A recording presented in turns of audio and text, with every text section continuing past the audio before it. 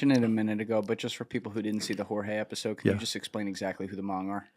Yeah, the Hmong are a group of, they're from Southeast Asia. They're a nomadic group of Asians that live primarily in America, where these guys are coming from is like Minnesota, Wisconsin.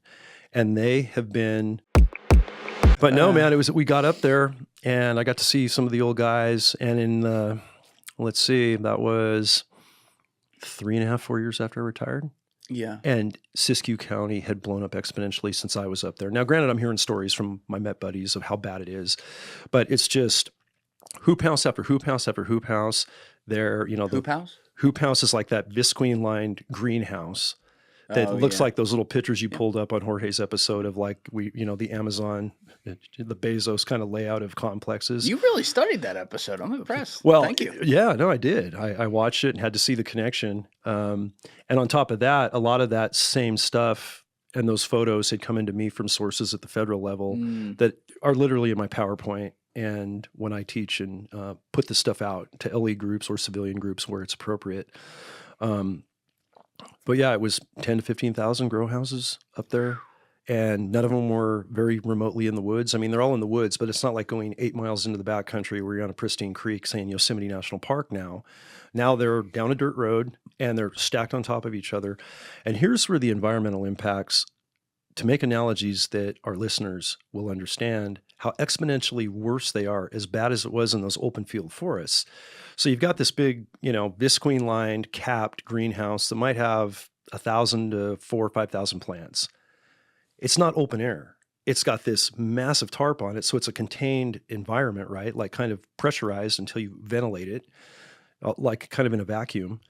And we're finding these 55-gallon drums of unnamed chemicals. 55-gallon drums. 55-gallon drums. Yeah, 2 or 3 of them in every complex. And then we're finding these little rooms where there's these Tyvek kind of hazmat suits with those N95, fitted masks that you rebreathe through. We have to wear that stuff now to go into some grow sites.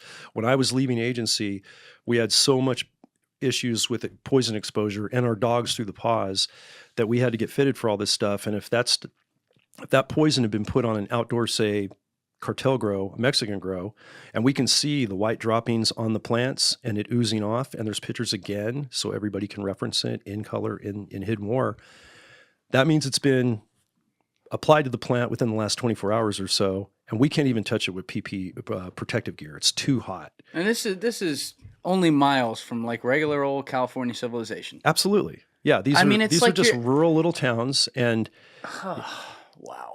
Yeah, and then this stuff, when it dries invisible. So all that really potent black market weed that is all over the net, all over the marketplace where we're sitting right now here in Jersey, you can't tell it's on there. It doesn't kill anybody instantly, but you're slowly putting nerve agents and toxics into your body, whether it's an edible, whether you're smoking it, whatever the case may be. Potent good weed, all black market. So we started to see these poisons, and I'm like, this is a new game. And because it's encapsulated in these buildings, exposure to officers or growers or anybody, people in the neighborhood, if the winds were going down, downhill, and you got community members up in Siskiyou County that are like the American dream, right? World War II veteran couples settle up, get a little cattle ranch. They're raising cattle. They've got Mount Shasta, the beautiful, pristine looking Glacier Peak right in their distance, very remote on the Oregon border, beautiful county. And now it's thousands and thousands and thousands of organized crime growers, mostly Asian now, between the Chinese and the Hmong, a little bit of Hispanic still with the Mexican cartels. You mentioned it a minute ago, but just for people who didn't see the Jorge episode, can you just explain exactly who the Hmong are? Yeah, the Hmong are a group of, they're from Southeast Asia. They're a nomadic group of Asians that live primarily in America, where these guys are coming from is like Minnesota, Wisconsin. And they have been brought out because of the organized crime and the profit ability with all this cannabis out in California and other states.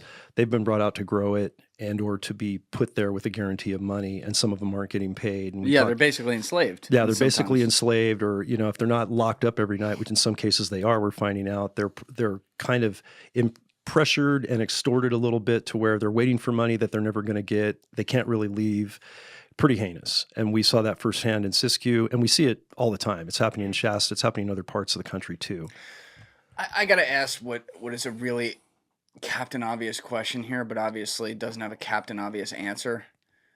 You know, I'm hearing you all day talk about these sites that exist, as I just said a couple minutes ago, just miles from regular old civilization, here deep within inside our own borders. Yeah. And you're telling me you got to dress like you're about to fucking invade World War II Japan just to go to some of these places in our own country. True story, yeah. We know where a lot of them are.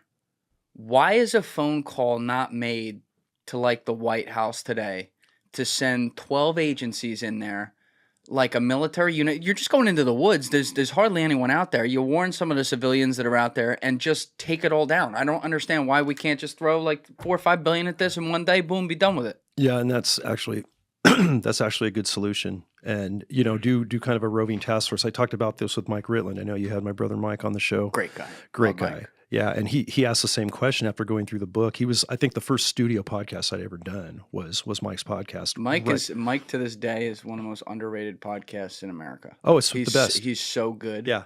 So good, man. He's amazing. Yeah. I mean, and going length, diving in deep, spending 3-4 hours if you need to. We had, I think, a 4-hour conversation. Yeah. And he asked some of the best questions of anyone on the internet. Yeah. Really good. And really dissecting it, kind of like we're doing now. You're going down the rabbit hole, places a lot of people don't go. And we need to go there. But essentially, yeah, that was that is the only solution we can do to make a dent is to put a massive force on it, whether it's combined allied agency, retired military. Mike and I talked at the end of the podcast. He goes, hey, I'd come out of retirement, and if I could be deputized, I'd be a dog handler, do whatever, get assets to fly us and go as a strike team wherever we need to go. You met guys, some retired SEALs.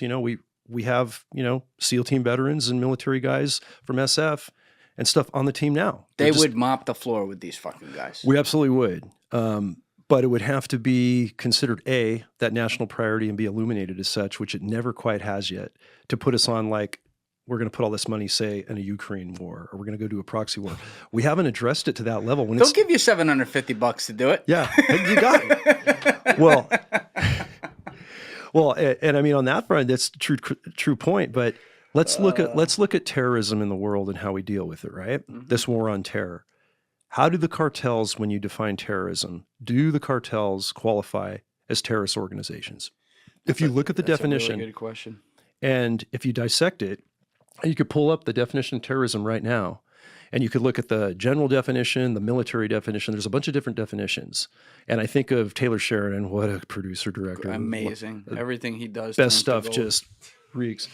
Yeah, it reeks of quality. And in Sicario 2, when he talks about these cartels are now defined as a terrorist organization, so now we're going to fight them as such, right, within those rules of engagement.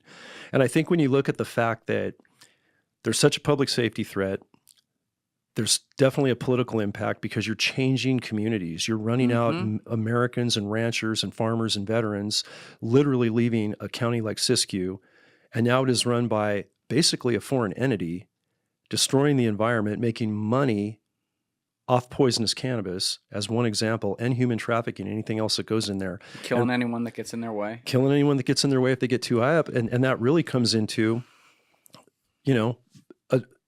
adjusting and manipulating policy by fear, right? By terror, and having that impact on people to change their lives and to change how we handle government in that area. And so I think it does qualify. Watching the video, guys. If you haven't already subscribed, please smash that subscribe button and check out this clip's full podcast episode by clicking here or in the description below.